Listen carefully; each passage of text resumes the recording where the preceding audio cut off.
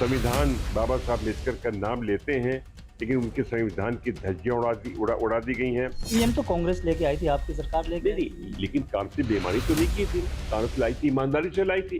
लेकिन आज तो उसमें चिप लग रही है, उसमें उसके अंदर जो सॉफ्टवेयर पड़ रहा है, वो उनका पड़ रहा है, उसको हैक किया जा रहा है। ये सरकार अपना संविधान बनाना चाहती है। दीपक मायावती को कहाँ देखते हैं इंडिया में आप? क्योंकि अभी कल मीटिंग भी हुई है, उसमें भी बसपा नजर नहीं आई। देखिए, मायावती का अपना निर्णय है कि वो क्या करेंगी, आएँगी कि नहीं आएँगी, कब आएँगी। हमको अपना निर्णय करना है। वो आएँगी, उनका हार्दिक स्वागत। आज़ादी की लड़ाई में सिर्फ कांग्रेस पार्टी ने ही अपना योगदान प्रदान किया। बाकी ये लोग कहीं नहीं थे, बल्कि माफ़ी माँग के अपने घर चले गए थे। नई संसद बनी है, उसमें एक बड़ा कांड हुआ है। और पहले भी इनकी बीजेपी सरकार थी, तब भी वो कांड हुआ था। तो इनकी सुरक्षा टोटल फेल हो गई है।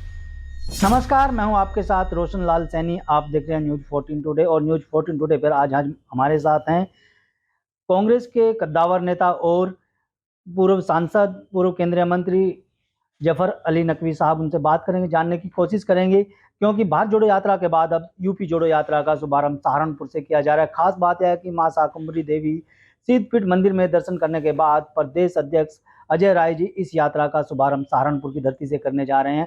और इस पर बात करने के लिए हमारे साथ नकवी साहब हैं, उनसे बात करते हैं। सर, आपका न्यूज 14 टुडे में स्वागत है। सबसे पहले यही कि भारत जोड़ो यात्रा के बाद अब यूपी जोड़ो यात्रा का शुभारंभ किया जा रहा है, क्या कुछ? राहुल जी की भारत जोड़ो यात्रा बहुत सफल रही पूरे भारत में, और उसके बाद ये निश्चय हुआ कि उत्तर प्रदेश कांग्रेस कमेटी की में अजय राय की नेतृत्व में सहारनपुर से यात्रा की शुरुआत की जाए। इसका मकसद ये है कि ये छोटी यात्रा भी है, 15 जिले को पार करते हुए ये लखनऊ पहुंचेगी। इसका मकसद है कि जनता को जागरूक करना। आज पूरे प्रदेश में, पूरे देश में महंगाई चरम सीमा पे है। आज महिलाओं के साथ शोषण हो रहा है।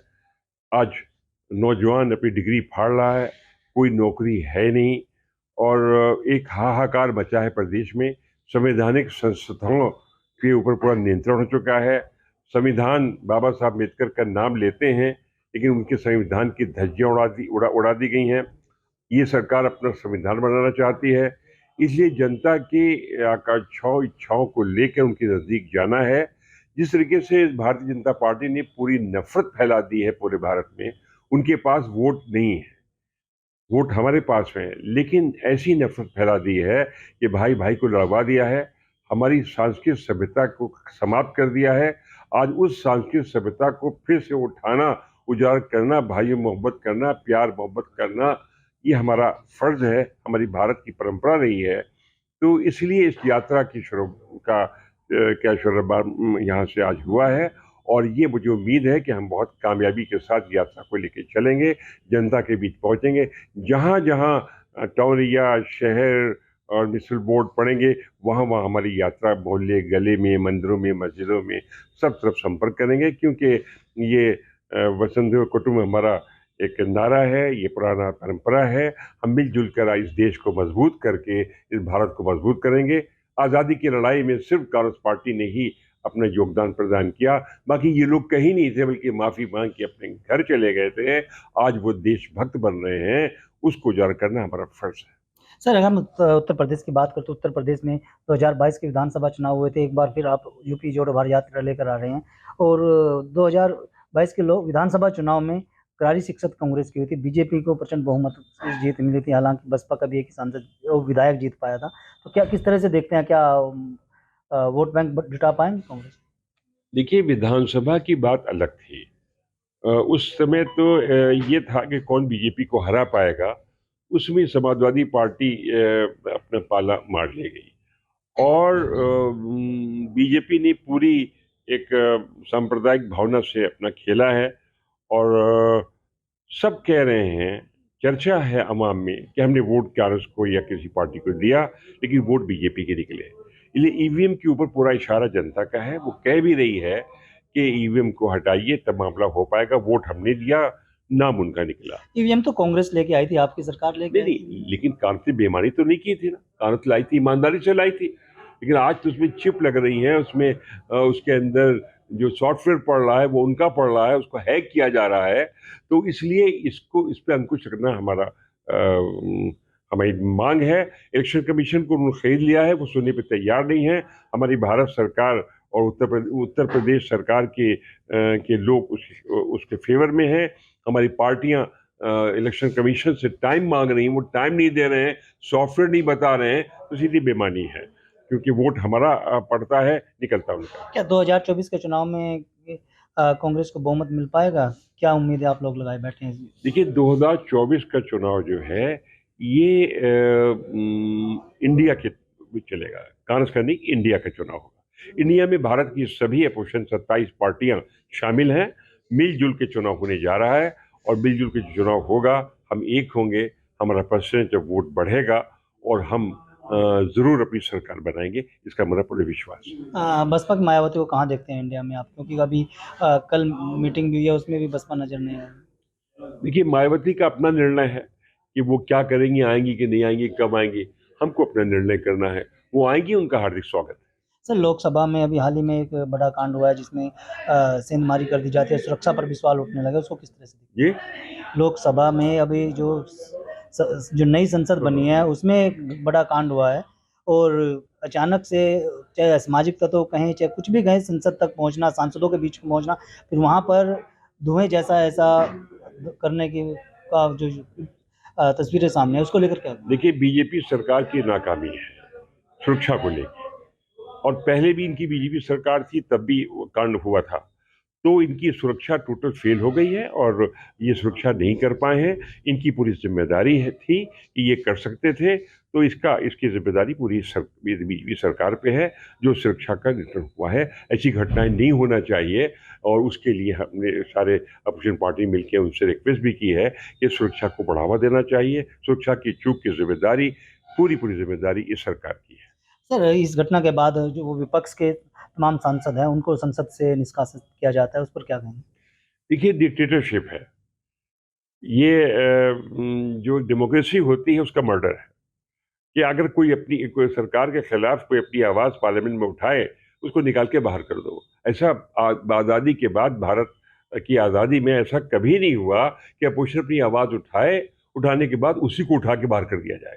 तो आज डिक्टेटरशिप हो रहा है। अघोषित इमरजेंसी भारत सरकार की लगी है, जो बोले उसके खिलाफ ईडी आती है, जो बोले उसके खिलाफ रिपोर्ट आती है, और अगर कोई बीजेपी ज्वाइन कर ले तो उसके सब 10 खून माफ हो जाते हैं। तो इसलिए आज जनता दे रही है, घोषित इमरजेंसी में डिक्टेटरशिप चल रही है, ये बहुत दिन तक चलती नहीं है। इसका भविष्य में समाप्त हो जाएगी, फिर डेमोक्रेसी बहाल होगी, ऐसा मेरा विश्वास है। सर, अभी तक अगर हम बात करें चुनावी मुद्दों की, तो बीजेपी के पास राम मंदिर का एक मुद्दा होता था। अब राम मंदिर बन के तैयार हो गया, और उस पर भी अब सवाल उठने लगा कि बहुत सारे ऐसे लोग हैं जिनको अब शुभारंभ पर मंदिर के जैसे ही उद्घाटन होगा उस पर उन लोगों को नहीं बुलाया गया है, और कांग्रेस के भी कई ऐसे नेता हैं जिनको इनवाइट नहीं किया गया। क्या कुछ देखते हैं? देखिए, कोई बुलाए नहीं बुलाए, मंदिर से राज्य से कोई मतलब नहीं। राम सबके हैं, और राम सबके हैं, वो बुलाएं न बुलाएं, और उस मुद्दे को लेकर ये जनता की आंखों में धूल झोंक रहे हैं। इनको तो अपना विकास बताना चाहिए। महंगाई कितनी कम की इन्होंने, कितनी नौकरियां दी, कितने पैसे दिए, कितना राशन दिया, कितनी गन्ने की कीमत दी, कितने किसानों के आह्वान को ठीक किया। तो ये मुद्दे हुए, मुद्दा राम मंदिर नहीं है। वो राम मंदिर को बना के भुनाएं और बुलाएं न बुलाएं, ये उनका मकसद है। लेकिन राम सबके मन में है, और सबके मन में राम की इज्जत है, स्वागत है, रिस्पेक्ट है, बुलाए न बुलाएं, हमारे घर में राम है, और इसका कोई इसका मतलब ये कोई औचित्य नहीं। सर, आखिरी सवाल है, अभी पिछले दिनों 5 राज्यों में चुनाव हुए हैं, जिनमें से 3 राज्यों में कांग्रेस की हार हुई है, बीजेपी की जीत है। जहाँ हालांकि जो समीकरण थे बता रहे थे कि कांग्रेस 2 राज्यों में तो कम से कम आएगी, इन जो हारे हुए राज्यों में, चाहे वो मध्य प्रदेश हो या फिर राजस्थान हो, लेकिन सभी जगह इस तरह की दिक्कत हुई है, तो क्या कुछ देखते हैं? क्या देखिए खामियां? देखिए हम जीते हुए हैं। जनता ने कहा कि हमने आपको वोट किया है। फिर वही ईवीएम का सवाल आता है, और जो गोदी मीडिया है उसने भी अपनी राय दे दी थी कि यहाँ पर सरकार बीजेपी की नहीं बन रही, छत्तीसगढ़ में, मध्य प्रदेश में विशेषकर नहीं बन रही है। लेकिन 2-4 दिन पहले उसको बुला के समझाया गया कि तुम अनाउंस करो कि हम सरकार बना रहे हैं। इसके मतलब कि उन्होंने पहले अपना काम कर लिया, ईवीएम के कर लिया, तब कहलवाना शुरू कर दिया। मोदी मीडिया ने जो पहले कह रही थी कि यह सरकार कांग्रेस की बनेगी, बाद में उसी ने चलाना शुरू किया, नई सरकार यहाँ बन रही है।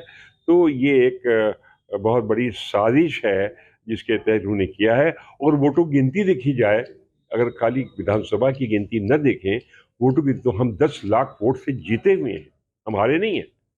हमारी हमारी हमारी विक्ट्री उससे हुई है। ऐसा तो 2024 में भी हो सकता है। जी, इस तरह तो 2024 के चुनाव में भी हो सकता है कि जैसे आप बता रहे हैं वो मशीनों की में गड़बड़ी करना, चिप लगाना। इसके लिए हमने हमने उनसे जो इलेक्शन कमीशन है उससे समय मांगा है, उनसे बात की जाए। और जनता जागरूक है, अब की हम पहरा भी देंगे और रहेंगे भी, और कोशिश करेंगे कि ऐसी ऐसी घटना नहीं होना चाहिए। सर, बीजेपी ने एक और ऐलान किया हुआ है कि वन नेशन वन इलेक्शन, तो क्या कहेंगे इस पे? क्या ऐसा हो? देखिए, अभी तो नहीं हो सकता, इसके लिए तो बड़ा समय चाहिए। सारे विधानसभाओं से संपर्क होना चाहिए, तो वो जितनी भी झूठी बातें वो कर सकते हैं, वो इस इलेक्शन से पहले वो कर रहे हैं कि हिंदू राष्ट्र होगा। कैसे हो पाएगा? उसके लिए प्रक्रिया है, उसके संविधान है। आप सिर्फ जनता को गुमराह करके कुछ भी कह सकते हैं, लेकिन अभी आपके पास करने का कोई अधिकार नहीं। एक नया मुद्दा लेकर आ रहे हैं जनसंख्या कानून को लेकर के। जी, नया मुद्दा लेकर आ रहे हैं जनसंख्या कानून बनाने को लेकर के। अब चाहे उसे लेमचोस कहें या फिर क्या कहेंगे, कांग्रेस बीजेपी की तरफ से कि भाई अब बढ़ती जनसंख्या को देखते हुए कानून, जनसंख्या नियंत्रण कानून बनना चाहिए। देखिए, वो सारे कानून वही लाएंगे जिससे कि उनको वोट बैंकिंग हो सके, और उस कानून का पालन नहीं हो पाएगा। इसमें सब में बाजाटी होना चाहिए, इसका कॉन्स्टिट्यूशन होना चाहिए, और जो सबकी सहमत होना चाहिए। बिना सहमत के तो नहीं हो पाएगा, और बिना सहमत कुछ करते हैं तो उसमें तो फिर डिक्टेटरशिप होगी, और उसका कोई भविष्य नहीं। बहुत बहुत धन्यवाद सर। ये थे हमारे साथ पूर्व केंद्रीय मंत्री जफर नकवी साहब, जिन्होंने न्यूज़ 14 टुडे से बातचीत में साफ कर दिया है कि 2024 के लोकसभा चुनाव में कांग्रेस की सरकार बनेगी, और जो भारतीय जनता पार्टी है वो उन मुद्दों को लेकर के चुनाव मैदान में आ रही है जिनका कोई आधार नहीं है।